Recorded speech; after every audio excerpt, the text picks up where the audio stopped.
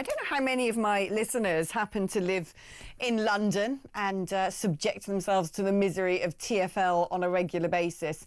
To be honest, most of the time in London, nobody speaks at all. The weirdest thing, I noticed it the other day, I became very aware of it when I was getting the tube to London Bridge where Talk Towers are. And I was on the Jubilee line at Westminster where you sort of change from one platform to the next if you're coming from West London, as I do. And as I was going down the conveyor belts in the morning, and it was just throngs and throngs of people, what I noticed is no one says anything. You could actually hear a pin drop. It's that Antisocial in London. It was like some sort of strange Chinese workers camp where everyone's just silently walking.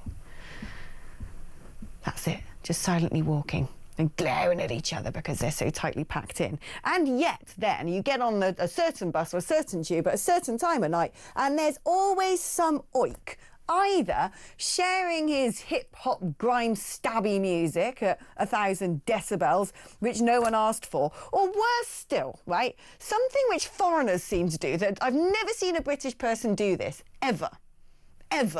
But every time I see someone do this, it's always a man, and it's always a man from a country that discernibly isn't Britain, having a phone call on loudspeaker with the phone held towards their chin, shouting into it as someone shouts back. And I'm like, why can't you put that thing to your ear?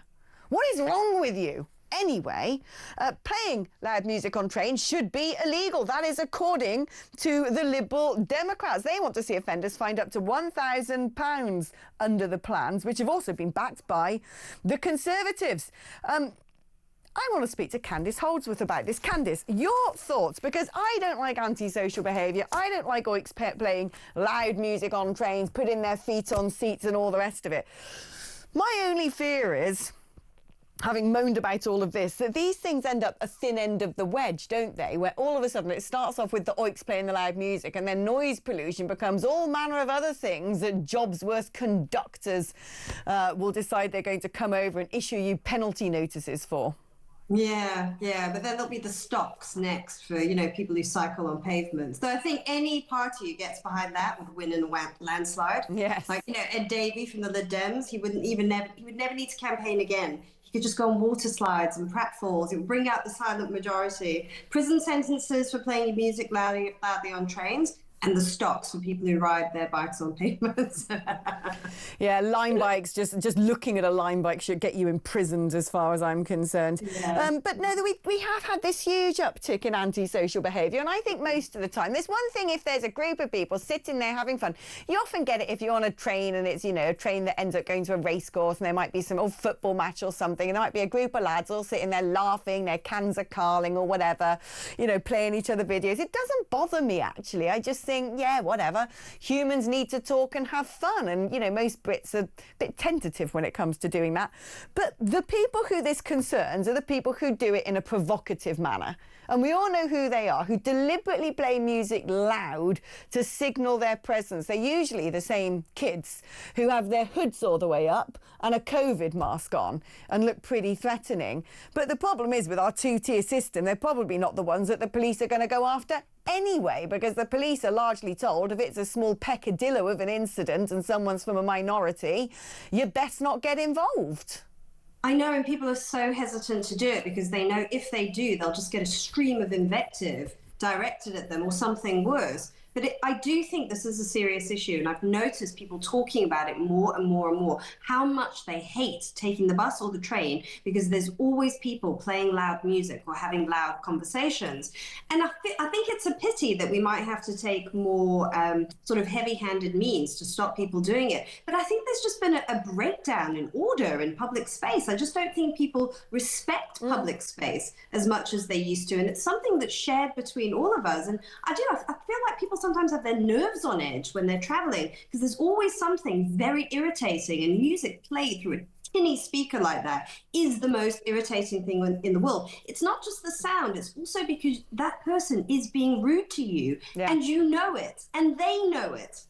Yeah, no, that's exactly my point. But this is what I'm saying. In somewhere like London, the usual suspects won't even have a policeman look in their direction if they did that, because I see it all the time at stations, people pushing through the barriers, fare dodgers, and they stroll past pigeon-chested by all the high-vis people who are supposed to be making sure no one does it. And if I dared do that as a wee little English girl, they would pull me over to the side and say, "Madam, you haven't paid your ticket." So the problem with this, it sounds great, but those who are going to enforce it are probably not up to the job. Talking about people supposed to be enforcing things not up to the job, today, in theory, Ofcom's saying under the Online Safety Act that essentially online platforms need to make sure that they are age-proofed, that they either have a separate section for children or they have age barriers, including kids having to use photo ID to prove their age, or, you know, facial scanning or things like that. And then also making sure that when young kids are online, they're not being bombarded with smut and adverts for drugs and hookers. I support all of this. But would you support children also facing a social media curfew? Because these are plans also being considered by the government due to how addictive it is. See, I'm a bit torn on that because I have young kids and I've sort of seen what's happened to the generation before. Sadly, they've been the guinea pigs, and I think that there's a lot of negative stuff we've learned. So I think me and people with kids my age, my eldest is 6, my youngest is 1, I think we're going to be a lot more cautious about social media. The only thing I would say is I don't like the state or the government playing the role of parent. I really, really, really don't like that. I mean, you've seen that with this Labour government and their free breakfast scheme, for instance, where they give kids a bowl of cereal and toast, something most parents are more than capable of giving their children. And if they aren't, then they need looking into. They really do. I think that the social media companies make these products to be really incredibly addictive, and I think parents are up against that. And so I am not against, even though I'm generally all for freedom and liberty, I'm not against some constraints being placed on it. I think maybe curfew should be up to parents. That's what parents need to decide to do. But I would raise the age limit of being able to use social media to age 16. I think we've seen a lot of evidence. I think we have a lot of evidence that it does harm to young people whose brains are developing. You know, there's recent data that came out that showed how few hobbies kids have these days. You know, they're not learning things like, they're not learning music, they're not doing extracurriculars because all their attention is just online. So it is a real negative. There are some positives, but I think up until age 16, that's where I put the limit. Yeah, do you know what? It is funny, and I think we are waking up to the dangers of social media. And I was saying to someone just today, actually, when you look at all the sort of trans activists and the pro-Hamas lot marching on the streets, who tend to be of a certain age cohort, not exclusively, but I'd say the bulk of them are made up of people in their late teens, early to mid-20s, they've gone wrong. They're like, they've defaulted. They're odd. When I was in my sort of, you know, teens and 20s, the oddballs were like friendly goths and stuff. They might sort of dress a bit like Marilyn Manson, but they were sort of nice individuals who came and worked with you. You know, they just had funny clothes, basically, and liked candles and things like that. But now, the oddballs in society are actually mentally unhinged. They're depressed, they're alarmist, they're nasty, they're full of vengeful feelings and thoughts, they're lazy, they're detached, they're filled with hatred towards their country. And the problem I have with social media is actually, you know, you were saying, do you really want, you know, the states to take control of private enterprise or whatever it is? I'm more concerned about sandal-wearing tech bros in San Francisco essentially taking over the role of the state, because it's platforms like Instagram or Snapchat or TikTok which have been bombarding young people constantly with propaganda saying, oh, you might be in the wrong body, oh, you can get top surgery. It's equally platforms like TikTok which are constantly being used by people traffickers advertising, get on my boat across the channel. It's platforms like Instagram which can easily be used to sort of, you know, search a particular emoji and find the man in your area who wants to sell you a wrap of cocaine or some cannabis gummies. I mean, I've got an Instagram account, which I never use, frankly. It's not my platform. I can't be bothered taking selfies. I'm 41 years old, for crying out loud. That is just not my jam. I do it every now and then on Twitter.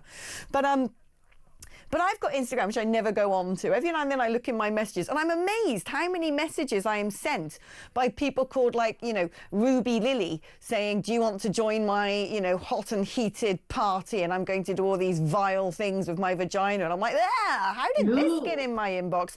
And this is what I don't like, you know.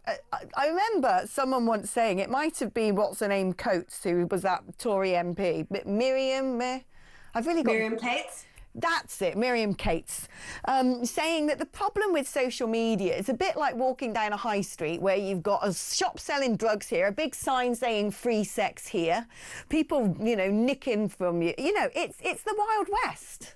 Yeah, and I think as well, you know, we're sort of naive about it, and I think, you know, people who are just older than us, who have older children, are also naive about it, because the internet we grew up on was so different. And I think you're right. We shouldn't be naive about these big tech companies. You know, I mean, they don't have the best interests of parents and children at heart. In fact, I don't think they even think about it at all. I think all the research into this has shown that sometimes they were aware of things, but, you know, didn't really deal with it because it affected their bottom line. And we know that it's affected young girls in particular. You know, I mean, for instance, you know, they're seeing more and more young girls with highly unrealistic body standards because they've grown up on Instagram, you know, with people using all these filters, and they have no idea what the true spectrum of beauty is. I mean, it's a huge problem. But I think also the reason why kids get so drawn into these spaces online, and it sort of feeds their identity, is because, you know, they're not really allowed to go out and experience the world. We do know that from parenting. We know that parents prefer to have their kids at home safe, in their rooms, on their computers. So that's how they're conducting their social lives. But actually, it was so much better if they got out into the world. I mean, like you say, with goths, most parents knew that their kids would grow out of being a goth. But I don't think it's like that now. I think it's totally different. I think it is very different. It's not fads and it's not fashions. It's actually rewiring plastic minds. Candice Holdsworth, it's fantastic catching up with you, my darling.